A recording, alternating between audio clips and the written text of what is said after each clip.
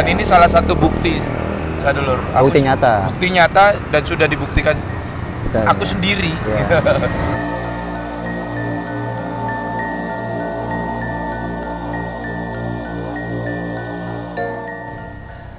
Oke, assalamualaikum warahmatullahi wabarakatuh. Sampurasun. Sampurasun. Selamat datang di channel misteri kita. Mantap. Nah, kali ini saya sudah bersama dengan Mas Hans dan Kang Musa.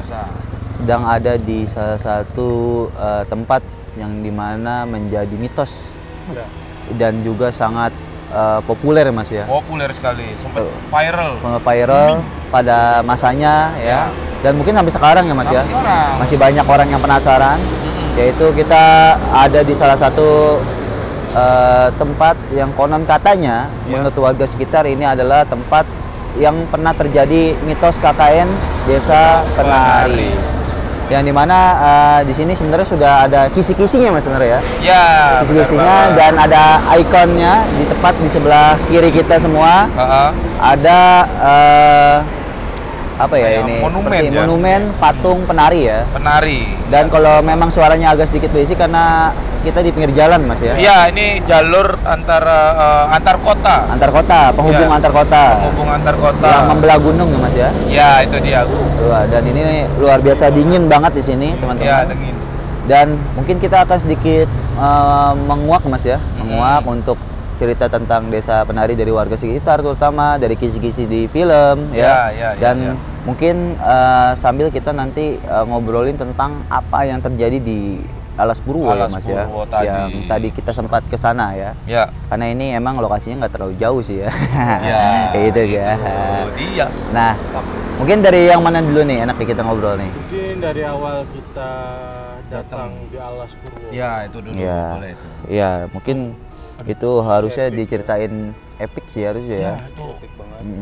Dan memang awal datang aja sebenarnya kan kita Mas Ani udah deg-degan ya. Deg-degan. Kang Denny juga itu sempat ragu ya, apa kayak jiper gitu. Iya nggak, ayo. Iya, gitu. Biasanya Kang Denny ini kan tukang nantang-nantangin gitu kan di tempat-tempat angker nih kalau dulu aku waktu masih di daerah-daerah sana gitu kan. Tapi ini dia jiper.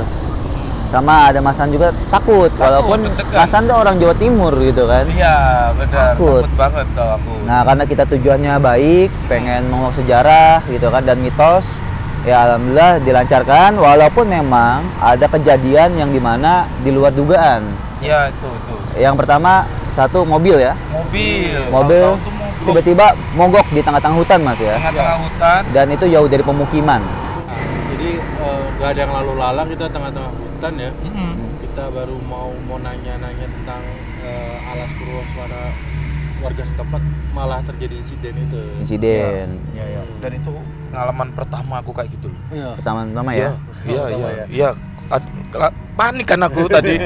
Kayak aduh gimana mau balik juga jauh banget ya kan. Iya, jauh. Nggak mungkin jalan kaki ke depan kan? Iya. Sinyal nggak ada. Sinyal nggak ada juga, tahu-tahu. Dan anehnya lagi setelah ada sedikit apa ya ritual mungkin ya bisa dibilang ya Kang Musa sama Kang Yuda melakukan ritual.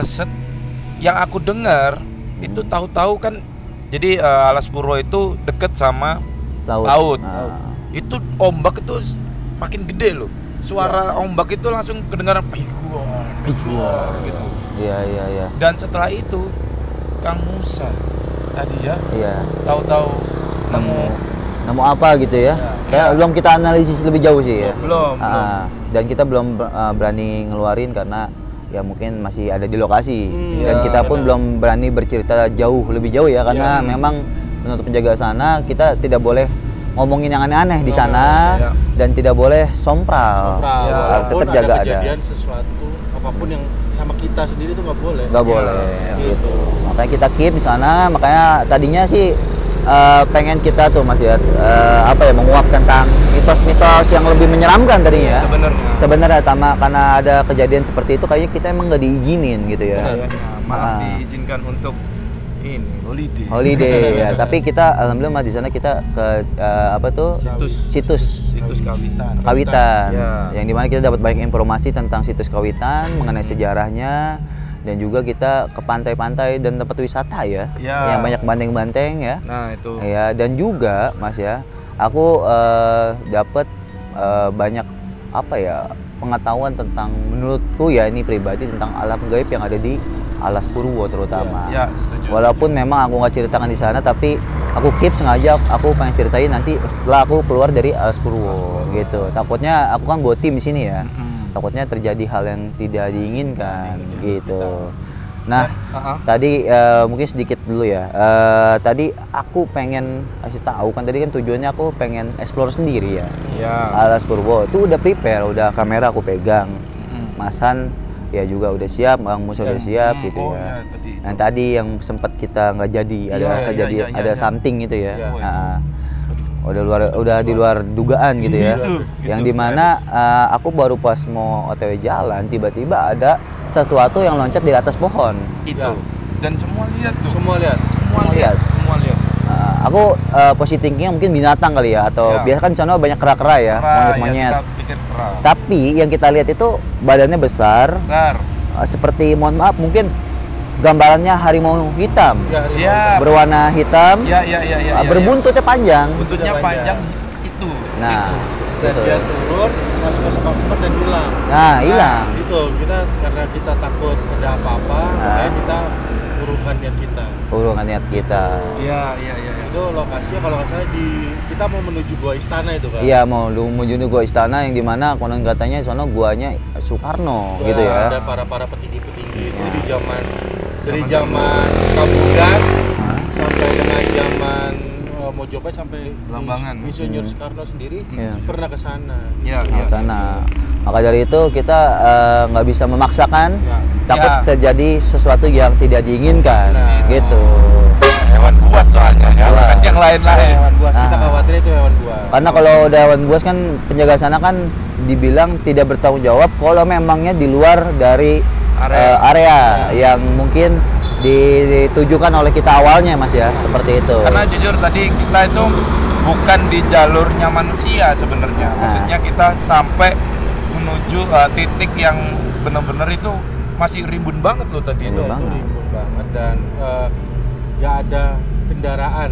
Iya, nggak ada kendaraan masuk. Sama sekali nggak ada kendaraan yang bisa masuk situ. Memang kita pengen apa ya, sedikit explore lah. Iya, explore. Seperti apa sih Alas Purwo, ternyata belum explore udah disambut yang aneh-aneh gitu ya. Disambut. Waduh. Tapi mungkin next time kita bisa lebih prepare kali, Mas ya. Nah, untuk kan yang penting kita ibarat kata survei dulu nih tentang kondisi di Alas Purwo gitu kan. Dan kalau menurutku kedepannya mungkin kita bisa lah nanti untuk explore lebih dalam gitu ya. Karena kan kita udah tahu nih ya lokasinya dan juga tempatnya seperti apa gitu ya. Dan mungkin untuk kalau aku pengen ngomongin tentang gaib ya, mungkin nanti Bang Musa atau Masan juga ngerasain ya tentang something di Alas Purwo gitu ya. Nah, di Alas Purwo ini yang aku rasain, Mas, pas awal masuk gerbang aja nih ya, itu radius 1 km sebelum masuk gerbang itu aku udah ngerasain energi yang luar biasa, Mas. Yang mungkin di luar nalar menurutku, yang nggak pernah aku rasain sebelumnya. Mengapa demikian? Karena aku lihat itu memang seperti ada apa ya, bukan kerajaan sih, lebih kayak pemukiman besar, Mas. Pemukiman besar, ya ada seperti gerbang besar dan juga seperti pemukiman yang mewah-mewah, Mas. Dan dari segi makhluk gaibnya itu, wah, menurutku energinya di atas rata-rata semua, Mas. Mungkin yang aku pikirkan, yang aku dapat dari frekuensi aku, ya ini frekuensi yang aku rasakan ya. Itu di Alas Purwo itu banyak makhluk gaib yang mungkin tingkatannya di atas makhluk gaib biasanya. Itu dia itu. Dan aku di sana coba untuk salam ya, untuk coba untuk izin sama penghuni Alas Purwo tersendiri. Itu memang agak sulit kalau memangnya kita ibarat kata nggak ada link. Untungnya kan aku dulu pernah nge-link secara batin ke Alas Purwo, yang dimana untuk mendapatkan tanda pengenal. Jadi kita tuh mungkin kalau sampean tadi aku merasakan, aku minjem coba batu sampean sih mungkin salah satu. Iya, untuk prepare tadi dengan tujuan sih aku pengennya biar dapat tanda pengenal dari yang nemteknya bahasanya untuk masuk ke dalam sana biar kita tidak terjadi hal-hal yang tidak diinginkan. Jadi seperti itu. Jadinya untuk masuk Alas Purwo sendiri untuk makhluk-makhluk gaib yang di luar sama yang di dalam itu beda mas, tingkatannya tuh luar biasa yang di dalam. Iya. Gitu, makanya kita mungkin nggak bisa sembarangan ya untuk ngomong sembarangan di sana, karena memang banyak makhluk gaib yang umurnya di atas rata-rata di sana. Yang udah jutaan tahun ada, makhluknya besar sekali dan juga pemimpinnya pun ada. Nah, yang aku rasa juga mas ya, di Alas Purwo itu memang seperti ada kehidupan seperti di dunia kita. Gitu, ada polisinya, ada pemimpinnya, bahasanya presidennya ada, dan juga banyak menteri-menterinya, dan juga banyak step-step seperti dunia manusia yang mungkin menurutku ini di luar nalar, dan aku tidak pernah ngelihat dunia gaib serapi ini gitu loh mas. Aku pernah lihat ada di mungkin di selatan atau di mana secara gaibnya, tapi ini lebih rapi dari itu. Nggak tahu kenapa, mungkin memang ini karena sudah tatanannya mungkin lebih baik ya, di kan makhluk gaib pun ada kehidupan ya. Tatanannya mungkin lebih canggih dan lebih baik dibandingkan makhluk-makhluk gaib yang lainnya menurutku ya itu. Kalau Mas Han gimana? Kalau yang aku rasain, aku memang nggak bisa sedalam itu ya, untuk ngerasain atau melihatnya, karena mungkin ya bukan apa ya, bukan kelasku. Jadi aku nggak bisa sampai seperti Kang Yuda tadi. Tapi yang aku rasain sebelum masuk gerbang Adaga Purwo itu, jauh sebelum itu memang kayak hawanya udah beda. Kayak masuk ke lapisan lain gitu loh Kang. Iya benar. Plus gitu, kayak kok beda gitu. Terus habis gitu setiap kita jalan di sana, yang kemanapun kita tuju tadi, itu kayak kita ada tour guide dari sana. Iya, seperti diiringin ya. Diiringin itu nggak tahu kenapa, apa karena Kang Yuda sudah tanda kutip nulis buku tamu gitu, bahwa ini yang ikut, yang masuk atau gimana, aku juga nggak tahu. Tapi yang aku rasain, alhamdulillah kita kayak didampingi gitu. Didampingi, benar sekali. Benar-benar, berarti Mas San kalau udah nyampe ke arah sana berarti tadinya bukan biasa lagi tuh, udah bagus, sudah bisa ngerasain ada yang ngedampingi gitu ya. Karena kan kembali lagi, kalau kita menggunakan adab dimanapun, ya pasti kita pun dihormati. Makanya aku sebelum berangkat, mau deket-deket sampai atau belum OTW pun ya, aku kan udah izin ya gitu kan. Teman-teman kan juga tahu aku izin dulu biar kita memberikan adab sebagai manusia nih. Manusia tuh harus punya adab. Mereka punya adab, masa kita enggak gitu kan? Nah, maka dari itu kalau kita punya adab, ya aku yakin mereka sih pasti akan baik-baik saja dan malah mendampingi agar kita tidak diganggu. Nah, dan untuk mobil yang rusak yang mogok ya Kang Mus. Nah, kalau menurut Kang Mus itu kenapa itu? Jadi gini, diceritain dulu nih, ada kejanggalan-kejanggalan yang harus teman-teman tahu ya dari teman-teman Sadulur. Jadi cincin yang aku pakai ini sempat goyang lah. Ya waktu itu ya tadi pagi pas OTW. Pas mau OTW itu sempat goyang terus sampai ngilang, masuk ke dalam gelas. Gak ada yang tahu. Gelas kopi lagi ya. Gelas kopi ini gimana caranya gitu, siapa yang masukin gitu kan secara nggak sadar. Nah, jamnya Mas Hans mati mendadak, baru diganti baterai katanya. Nah, untuk selama aku tadi ada di Alas Purwo, ternyata ini Kang, ada kota semuanya serba emas. Ada kerajaan yang serba emas. Itu serba emas itu, ada serba emas. Meliputi juga pasukan-pasukannya itu siluman ya, kategorinya adalah siluman. Dan penjaganya sendiri adalah sosok naga emas. Ya benar. Gitu. Iya. Jadi pas kita apa ya, tadi kan sempat mogok. Itu memang kalau menurut aku sama yang ada di sana, kita sempat komunikasi kan ya tadi ya, kita sempat komunikasi di sana. Ternyata sengaja, karena di depan itu takut ada yang ganggu atau apa-apa gitu loh. Gitu. Berarti bukan sengaja dijailin, bukan ya? Sengaja dijailin, tapi memang sengaja karena energi mereka dengan benda magnet itu kan sangat sensitif gitu ya. Gitu. Akhirnya ada sosok ekor naga warna emas itu yang ngikutin di atas mobil, di atas kita semua. Nah, pas Kang Yuda nepak-nepak itu langsung ada sisik yang jatuh. Sebagai penanda buat kita gitu loh. Iya. Ada sisik yang jatuh. Salam kenal gitu. Iya. Cenderamata gitu. Terus kita coba untuk manifestasikan ya. Manifestasikan, alhamdulillah terwujud itu yang tadi itu. Oh, jadi mustika itu tuh sebenarnya berasal dari sosok itu ya. Sosok karena itu. aku kurang fokus Kang Mus, karena kan posisi aku kan di situ tadi habis rehat sejenak Iya, ya. benar-benar. Karena Aku kita capek kaget. banget, kita nggak tidur loh Nggak ya. tidur seharian, pulang live ya langsung Iya, kita langsung OTW. pulang live kita OTW. Nah, untuk tujuannya sih pengen dapetin info tentang Alas Purwo ya, Benar. maka dari itu aku nggak fokus Kang Mus. Iya, nggak apa-apa. Nah, makanya Bang Mus Memang. tadi berarti untuk mustika tersendiri itu berasal dari sisik naga ya. Sisik naganya sendiri gitu. Iya. Berarti dengan tujuan ini cendera mata ya. Cendera mata atau sebagai kalau ada apa-apa dengan kita langsung terhubung dengan dia. Gitu. Oke, Gitu. dengan penghubung yang kan Iya. penghuni Alas Purwo. Benar. Dan ternyata kerajaannya itu lebih luas daripada taman Alas Purwo taman itu. wisata Argro Alas Purwo sendiri gitu. Wah iya, emang itu laut itu kayak masih banyak kerajaan Iya. ngambang-ngambang itu pendudukannya. Iya, di Iya. lautnya pun ada. Kan itu terhubung ke selatan mas. Iya. Iya. Itu jalan selatan ujung bahasanya tuh. Selatan ujung. Apa jangan-jangan sampai ke Bali? Iya, Iya. Bali. Sampai Bali. Bali, NTB itu kena. Iya, masih satu wilayah. Satu wilayah. Jadi itu yang aku lihat ya banyak beberapa makhluk gaib kalau ibarat kata mau lapor nih ke Alas Purwo. Alas Purwo. Kayak bikin ID card lah bahasanya gitu ya. Atau mungkin untuk lapor untuk pengen tempat tinggal untuk menguasai wilayah ini itu rata-rata ke Alas Purwo karena menurutku Alas Purwo ini sebentuk kayak republik. Benar. Ya, republik kayak republik gaib gitu Kayak lah. negara, dia punya Kayak negara, negara. semua itu semua serba emas. Semua. Iya. Merinding ya, merinding. Mantap ya. Merinding ya. Merinding ya. Wow. Kenceng bro. Kenceng ya. Iya. Jangan-jangan ini juga termasuk masih.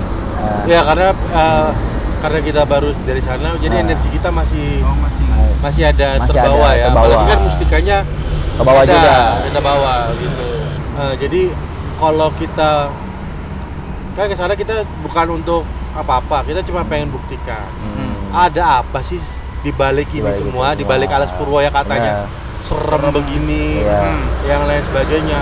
Ternyata yang diusulin itu karena punya niat yang jelek. Oh ya. Oke. Ya. Tapi kalau menurutku sih jujur Kang Mus, walaupun memang kerajaan gaibnya besar, tapi tidak seseram yang apa yang diceritakan orang-orang. Enggak. Maksudnya gini loh, ada taman wisata, ada sejarah.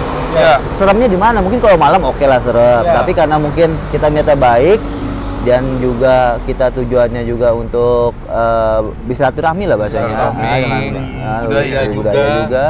Dan menurutku ini salah satu hal yang menurutku spektakuler dan luar biasa yang ada di Alas Purwo. Banyak rahasia-rahasia yang belum terungkap menurutku ya. Benar Seperti banget. masih benar. banyak candi dan Ya, mungkin gua juga banyak gua juga dan mungkin aku prediksi sekitar 5 tahun lagi paling lambat gitu ada salah satu candi yang ditemukan di sana. Aku juga merasa gitu. Iya, Karena ada lagi. kan di di Alas Purwo sendiri itu ada satu candi. Iya. Ada satu candi.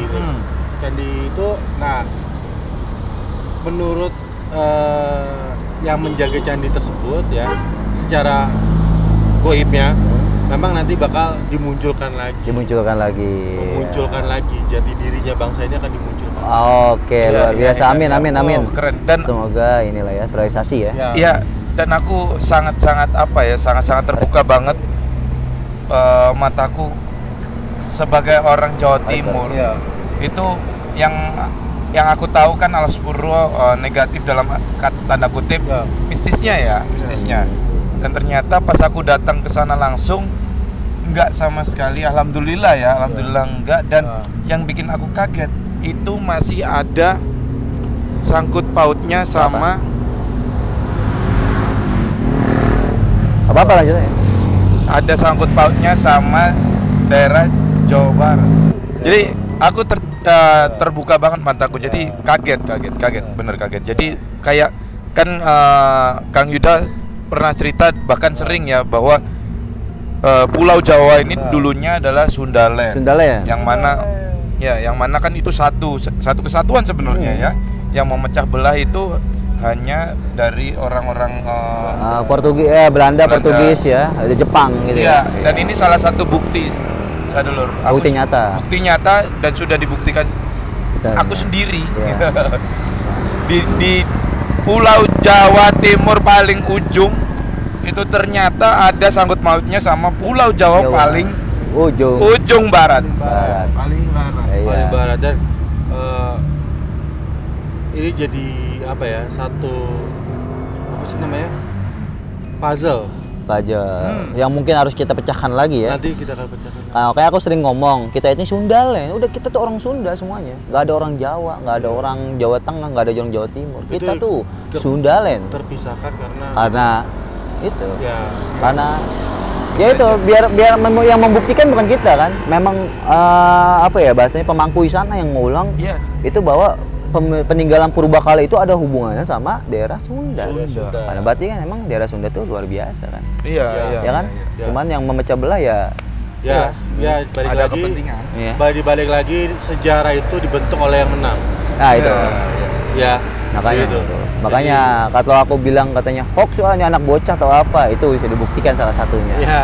Itu aja. Kalau nggak percaya langsung tanya Pak. Tanya Padi, pemangkunya aja langsung. Pemangkunya langsung aja. Ya. Dan pemangkunya tuh valid sudah sudah kemana-mana ya. Udah di TV ya. Di TV dan juga. sebagainya itu pasti mengatakan bahwa memang masih ada hubungannya sama Sunda. Itu dia. Oke, mungkin itu aja kali Mas ya cerita kita. Ya. Karena memang kita waktunya tadi berasa cepet banget Mas ya. Iya. Kita tuh OTW jam 3 pagi, tiba-tiba udah jam 2 siang aja gitu kan. Iya, cepat. Nah, karena malam di sana nggak bisa, asal ada izin yang lebih lanjut. Ya. Maka dari itu ya mungkin cerita kita sampai situ aja gitu ya. Iya. Nah, oke, teman-teman semua, nanti kita coba lanjut lagi untuk cerita. Kebetulan kan kita di KKN Desa Menari. Kita akan ceritakan tentang desa ini ya. Ya. Ya, konon katanya ini pernah menjadi KKN Desa Penari. Oke, kita lanjut di part selanjutnya tentang desa ini.